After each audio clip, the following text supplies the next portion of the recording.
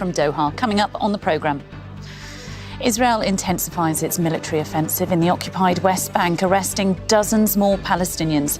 More than 24,000 have been detained this month alone. We report from a town in southern Lebanon where Israeli troops have withdrawn and displaced families are returning to destroyed homes. Iran says it's made progress on talks with Oman on how to manage shipping in the Strait of Hormuz. And wildfires burned through homes and forests in Spain and France. More than 300,000 people have fled.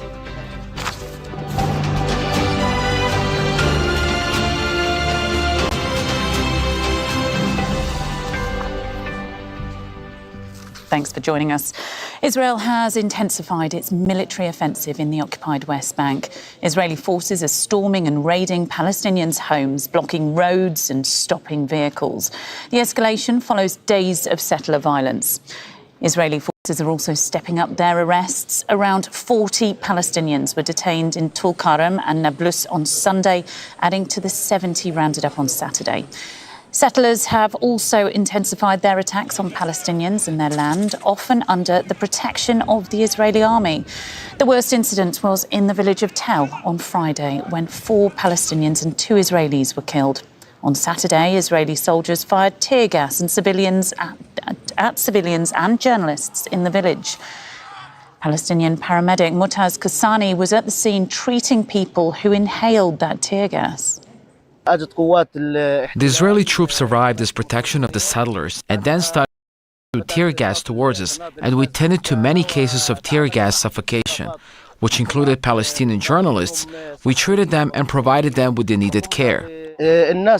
People here are scared of what happened on Friday, noting that around 8 houses were set on fire in the village and vehicles as well. So people started taking precautions and buying fire extinguisher and first aid kits to be able to tend to the incidents until the needed services and paramedics arrive. Israeli settlers are also targeting places of worship in the occupied West Bank. Overnight, a group set fire to 2 mosques. This video shows one of them ablaze in Kusra, south of Nablus. Anti-Palestinian graffiti was reportedly scrawled on its walls. Another was torched in the village of Kur, south of Tulkarm. Well, let's get more on this from Noor Odesh. She is joining us from just north of Ramallah in the occupied West Bank. And Noor, more arrests overnight. This situation clearly escalating. Attacks on mosques we're reporting now. Journalists and civilians being tear gassed. What is the situation like where you are now? Well, I'm standing close to the Atara checkpoint right there behind me. And on and off, we see long lines of cars. Now, these checkpoints, military checkpoints, separate Palestinian towns from one another. And the movement restrictions imposed by the Israeli army have been so severe that we're now hearing from medical authorities that 2 women went into labor in the ambulance in the Nablus area because of the Israeli army blocking their way. Elsewhere here in this area, we saw truckers who didn't know what to do. They had goods to deliver to Abu Dis, south of Ramallah, and there was no way for them. There was no checkpoint open that would get them to their destination. This, of course, translates into financial losses, into possible losses of job. This, of course, all in addition to the real fear Palestinian communities are experiencing from continued attacks by Israeli settlers who've set fire to mosques, but also to a stone quarry. The owner of that quarry estimates his losses at about $700,000. And Noor, these attacks, as you've been reporting, becoming a daily occurrence now. What has changed and what is the level of concern and also what are the Israeli authorities saying? Yeah, I mean, I can remember years back when the settler arson attack against the mosque was almost breaking news. But right now, it is a daily occurrence. And this has to do with 2 things. On the one hand, the unprecedented increase of illegal settlements, of new settlement outposts encouraged and pushed by the current Israeli government. And on the other, the fact that this right-wing settler movement is represented in the current Israeli cabinet. They don't just have allies. allies. They have fellow Israeli settlers who share their ideology, sitting and making decisions, sanctioning the expansion of illegal settlements, the setting up of outposts, the land grab of Palestinian territory. And so there is a harmony, if you will, between the two. And you see that on the ground when Israeli settlers raid a Palestinian city. The Israeli army is always close by, protecting the armed settlers, firing and killing Palestinians, 21 of them, in fact, since the beginning of the year, if the residents try to defend themselves and push back the settlers. So that is really the fundamental change here, the fact that settlers now set the policy and implement it, not just lobby for it. And we see that more and more leading up to the elections, where the Israeli right wing is fighting for every vote. And you find those votes here in the hills of the occupied West Bank, where Israeli settlers are calling for more land, more Palestinian land, and more revenge on Palestinian residents. OK, Nora Der in the occupied West Bank with that update. Thank you. People displaced from one of the 3 so-called pilot zones in southern Lebanon have been temporarily returning to their homes. The pilot zones are part of a US brokered agreement between Israel and Lebanon that will see Israeli troops withdraw from the areas they're occupying. It also calls for Hezbollah to disarm. The Lebanese army entered the village of Zota al-Karabiya on Tuesday. Soldiers are accompanying residents as they collect their belongings. Well, Zaina Hodder is inside the village of Zota al-Karabiya and has this update. The landscape is one of total destruction.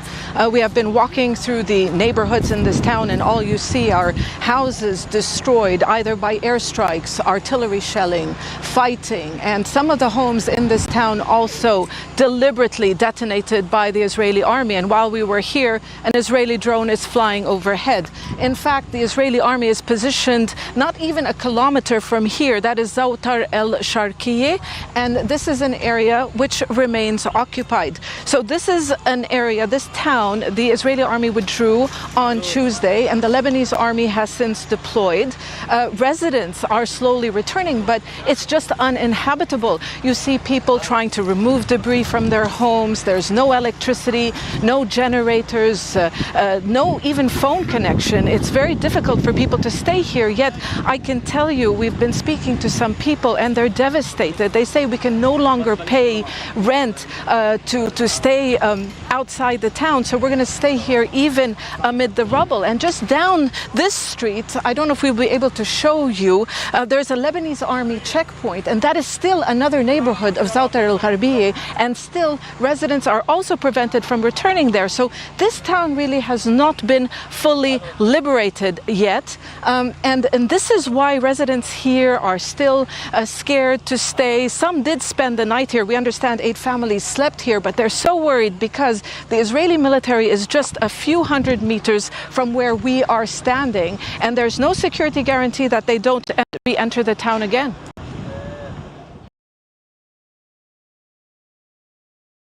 Iran's foreign ministry spokesman says there has been progress. So now the Omani delegation on Saturday afternoon, they left Iran, but the diplomatic teams and the technical teams are still continuing talking to each other, still trying to find a way how to build that mechanism. And then when he was asked about the Strait of Hormuz itself, the status of the Strait of Hormuz, what he said was that there has been no change in the status of maritime traffic through the Strait of Hormuz. So here we understand that Iran is still keeping the same position, not allowing any ships passing through the Strait of Hormuz, as they are not in full coordination with the Iranian authorities. Indeed, now we are receiving the reports that just in the last 24 hours, Iran has stopped at least 6 ships that were not complying with the Iranian authorities. So, and on the other hand, so the Americans also seem that since the second blockade has started, they have redirected 12 vessels. 2 were disabled and 2 were boarded because they did not comply with the U.S. forces over there. So practically the Strait of Hormuz is still closed due to the American blockade and due to the Iranians' position over there. The US military says its forces have boarded a tanker in the Arabian Sea as part of its blockade on Iranian ports. US Central Command posted this video of the incident involving a Koromos-flagged ship. It comes a day after American forces fired on another ship which was accused of trying to breach the naval blockade. Well, in a statement, CENTCOM says the US naval blockade against Iran remains in full effect. As of the 25th of July, CENTCOM has redirected 12 commercial vessels trying to run the blockade, disabled 2 that didn't comply, and boarded 2 to ensure total compliance. Well, let's unpack all of this with Paul Musgrave. He is Associate Professor of Government at Georgetown University in Qatar and focuses on US foreign policy. So we're hearing all of these talks going on between Oman and Iran, obviously being very closely watched by the US, but also there will be pressure coming from all sides on these talks. That's right. A lot of the hydrocarbons that are exported from the Arabian Gulf goes through the Strait of Hormuz. We're all familiar with that. But for Kuwait, for Qatar, and for Bahrain, that is a particularly important lifeline. And so Oman, I think, is going to be feeling not just torn about whether or not to strike a deal over whether to toll the Strait of Hormuz, how to divide those revenues with Iran if it does that, but also there's going to be pressure from other Arabian countries, as well as from global consumers, over whether or not innocent passage, transit through the Strait of Hormuz will be jeopardized and how Oman will view that. I think that's something that Muscat is going to be very torn about. On the one hand, they want commerce to resume. They're very interested in that. That's been their historical role for hundreds or thousands of years. But there's also the fact that if you strike a bargain with Iran over this, is that going to be one step toward greater Iranian control over Hormuz, and how are they going to use that pressure in the future? And just looking back to the past, at previous agreements, how can you see some form of mechanism working here that would be accepted? Well, I think that the international community, the United States, the GCC countries have said that forcible tolling, whatever we want to call it, any sort of a tax on vessels moving through, a mandatory tax, that for them is a non-starter. It's against UN law. It's against customary international law. That's something that nobody wants to see except for Tehran. But on the other hand, there have been other ways that places like the Malaccan Straits have adapted their voluntary mechanisms in order to pay for, say, the environmental or navigational damage that has to happen for countries to use their waterways. I think that that is something that people have raised as a possibility. Of course, a voluntary contribution is going to fall far short of Iran's maximal demands, because they are looking at this as a way of tolling, of taxing international trade, as a way of rebuilding their economy and, of course, their military after what's been a very trying several years. And just looking at the pressure, you talk about the Gulf countries, but also the US clearly putting on pressure. We've not seen airstrikes in the past couple of nights, but the pressure, instead of being in the air, it's now on the sea. That's exactly right. You know, toward the end of last week, we were looking at the United States, President Trump musing about possibly launching a new escalation. We've backed off from that. In fact, last night here was the first night in 13 nights that we hadn't had any U.S.-backed airstrikes. There have been other uses of military force in and around the greater region, but the United States is moving away. There's reporting that perhaps President Trump is worried that the United States can't really sustain this, that airstrikes aren't having the desired effects, that he's worried about backlash that could happen on U.S. allies. But at least for right now, people are talking rather than fighting in the Strait of Hormuz itself. OK, well, thank you ever so much. Really good to get your thoughts on that. Paul Musgrave, an Associate Professor of Government at Georgetown University in Qatar. Good to have you on the programme. Still ahead on Al Jazeera.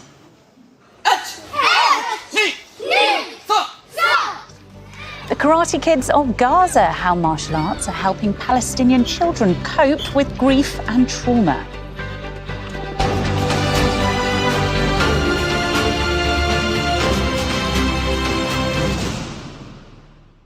The latest news as it breaks. Trump wants to review a concrete Lebanese plan to decommission Hezbollah's massive arsenal. With detailed coverage. Prime Minister Andy Burnham says he will re-industrialise Britain, nationalise its utilities, decentralise power, and above all, he says, bring back hope. From around the world. The entrance to this metro station collapsed when a missile struck nearby. Many people were sheltering inside. on counting the cost. There are more billionaires than ever before. The number of super rich has soared this past year, powered by the AI tech boom. But as the rich get richer, are the rest of us being left behind? Counting the cost on Al Jazeera. Breaking through the rubble with what is an incredibly heavy piece of equipment so that they can retrieve the bodies buried beneath. It has taken 3 weeks to the day to complete one of the world's most closely watched, ritualized and historic transfers of power. Front lines here in the north and the east of the country that have been relatively static are now beginning to move. 16,000 hectares torn through by this wildfire in under 72 hours. That's an area the size of the city of Paris.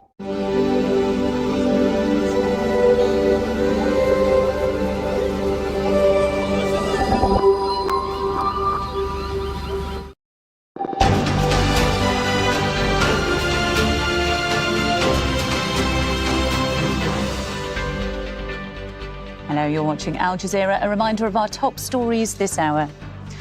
Israel has intensified its military offensive in the occupied West Bank in Israel following days of settler violence. Israeli forces have been raiding Palestinian houses, blocking roads, stopping vehicles and making arrests. Iran's foreign ministry spokesman has said there's been progress in talks with Oman about managing the Strait of Hormuz. Ismail Baghai says several rounds of constructive discussions were held in Tehran. The US military says its troops boarded a Comoros-flagged tanker in the Arabian Sea as part of its blockade on Iranian ports. It comes a day after American soldiers fired on another ship, which it accused of ignoring its warnings to turn back. Police are searching for the culprit behind an attack on a gay rights event in Berlin. At least one person was killed and 16 injured on Saturday when a car rammed into the crowd. It happened near to Tiergarten Park, which is close to the Brandenburg Gate in the city centre. The car is believed to have been involved in the attack, was found crashed into a tree nearby.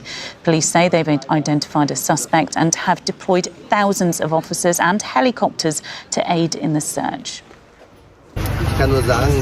All I can say is that Berlin, as a city of freedom and diversity, will continue to grow stronger and assert its position. We will not let anyone take away our way of life and our way of living together. We'll have to wait and see what the investigation reveals, what the motives behind this crime were.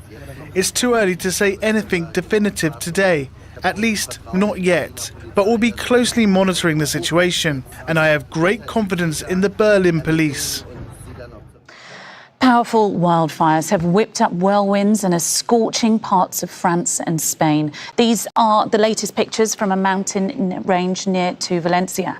In Spain, at least one person has died, while the fires have destroyed homes and forced more than 300,000 people to flee. The Spanish government has declared its first ever national wildfire emergency. Several EU nations have deployed firefighting aircraft. And this footage from the region in southwestern France, where fires have burned down entire communities. The French government has deployed 1,500 soldiers to help contain those fires. Sonia Gallego reports. The charred wreckage of what stood in the way of the wildfire tearing through Gironde in western France. One man stands in what remains of his home. Oh, this is my home. Well, it used to be. I don't see anything anymore. I see desolation. I see my ancestors' house. My grandmother was born in that house. There's nothing left. Engulfing everything in its path, these fires have consumed homes, businesses, scorching the countryside, forcing tens of thousands of people to flee at short notice, taking what they can, including their pets, and take refuge at Bordeaux's Expo Centre. Military planes have been scrambled to dump retardant on forests, slowing down the fire's destructive path. Across the border in Spain, crews battle to contain several wildfires in the northeast and central regions, racing to slow their advance on the capital, Madrid. Officials say this has already been one of the worst wildfires on record for the region. During a visit to one of the affected villages, Prime Minister Pedro Sánchez said the priority was doing everything possible to save lives. We are going to have some complex hours ahead, because although the temperatures have gone down, we do not know exactly how the wind will develop, how strong it will be. These are some of the most intense wildfires seen in years, an emergency that has prompted a Europe-wide response, with several nations contributing resources to battle flames driven by hot temperatures, strong winds and exceptionally dry landscapes. Sonia Gallego, Al Jazeera. Well, let's get more on this. Rebecca Papan is an American tourist currently trapped in her holiday home in Biscarrosse, which is near the Cap Ferret Peninsula in France. When we flew in on June 21st, it was 46 degrees. We were in the middle of Le Canicule, which is the heat wave, and it was the hottest I've ever seen in France, 46 degrees Celsius. It's been an exceptionally hot summer. And when the fire started on Thursday night, the conditions were very bad for stopping the fire. On Friday night, we had 25 minutes of light rain, and early on Saturday, there was a mist, but there's no more rain in the forecast, and it's been windy and pretty much just sunny. So there's nothing on the forecast in terms of rain that could stop the fire. It's very disturbing, but I think with climate change, this is something that we knew was coming. This has been on the horizon forever. It's a shame that it's happening right now. Over 100 people have lost their homes in this city, some quite close to where I live. And it's a shame and it's a tragedy. None of us were prepared for this. There's never been a fire like this in Biscarrosse, in the history of Biscarrosse. No one saw something of this magnitude coming, and now it's here, and they're scrambling their very best to fight it and to get the fire out. The fire remains raging. It's not out. Russia has launched a fresh round of aerial strikes on Ukraine.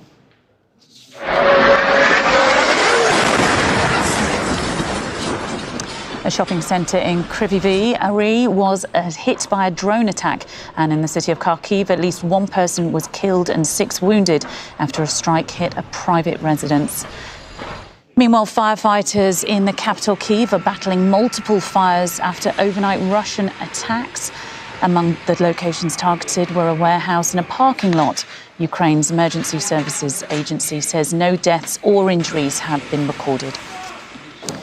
Vast areas of Punjab in Pakistan remain underwater following heavy monsoon rains. Around 100 people have been killed in the flooding. Pakistan's second-largest city, Lahore, has been particularly hard hit, with authorities urging residents to avoid low-lying areas. The national weather forecaster is predicting water levels will continue to rise.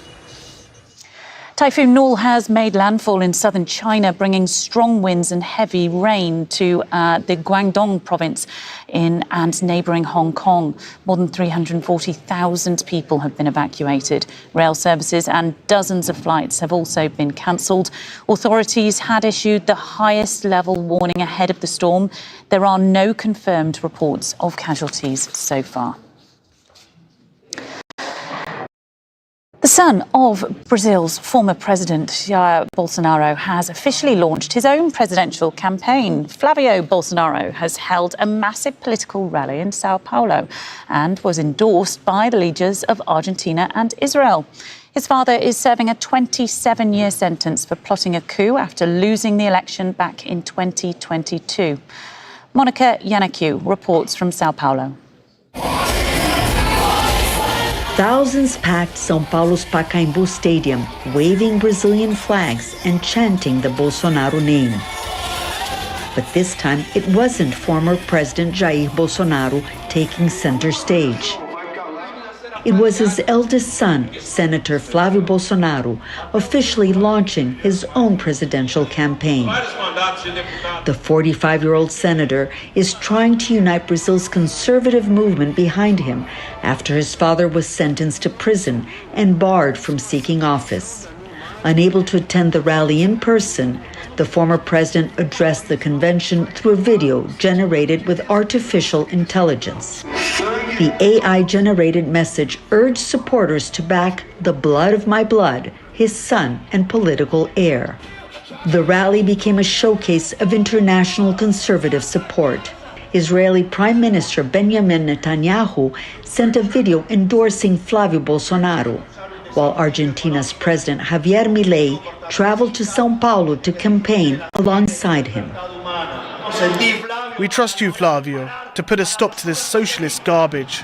Milei's endorsement reflects a broader effort by conservative leaders across Latin America to strengthen political alliances. For them, Brazil is the biggest prize. It is Latin America's largest economy, and a conservative victory here would reshape the region's political balance. Our hope is to see right-wing parties grow in Latin America so we can have better countries. But Flavio Bolsonaro, whose family has close ties to U.S. President Donald Trump, faces challenges of his own. His name has come up in an ongoing financial scandal investigation, and opinion polls also show him trailing President Lula, who is seeking a fourth non-consecutive term. The Bolsonaro name still carries weight here. The question now is whether it's enough to win a presidential election. The election is expected to be one of Brazil's most closely watched in decades, with implications for the country's direction and for politics across Latin America. Monica Yanakiev, Al Jazeera, São Paulo. In a displacement camp in Deir al-Balah in central Gaza, a makeshift tent has become an improvised karate dojo. Through discipline, movement and routine, the sessions provide a rare outlet for children living through war, helping them cope with trauma, fear and prolonged displacement. Khani Mahmoud reports from Gaza City.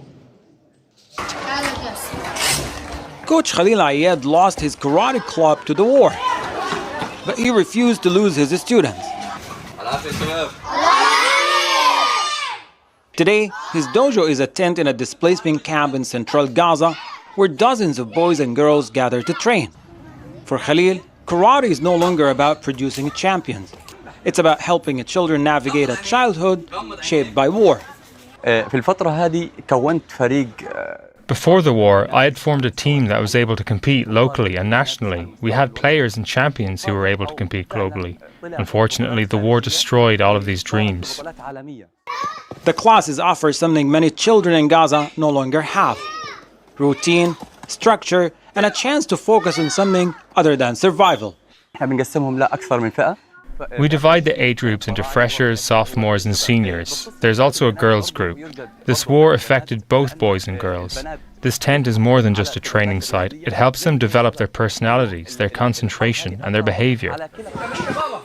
Khalil can't change what they have lived through, but he believes 1 hour of training can help them face tomorrow.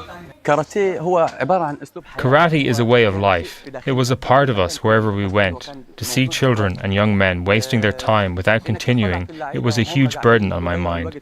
Today, after a long period of displacement, we had to go to Gaza and search until we found this facility. It was very difficult. The class ends, the children bow, roll up the mats, and step back into the uncertainty of life outside. Tomorrow, Khalil will be here again, waiting for them. Hani Mahmoud, Al Jazeera, from Gaza City, Palestine. And that's it from me for now. There's more on our website, that is aljazeera.com. And of course, the news continues with Neve after counting the cost. The Trump administration says it is seizing children and separating families as a deterrent. A Guatemalan child seized from his father and detained in the U.S. for 6 months finally returns as a shadow of himself. The family's dead from their failed attempt to emigrate, crippling. But could an unexpected call from the U.S. change the course of their future?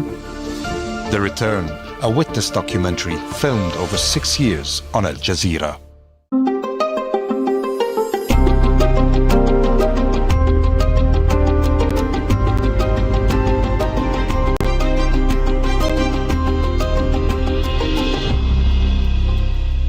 I'm Scott McLean. This is Counting the Cost on Al Jazeera, your look at the world of business and economics. There are more billionaires than ever before. The number of super rich has soared this past year, in part powered by the AI tech boom. Are the rewards of innovation being taken by a shrinking few? Efforts at fighting global poverty have stalled, and many in the middle are facing a cost of living crisis. As the rich get richer, are things getting tougher for everyone else?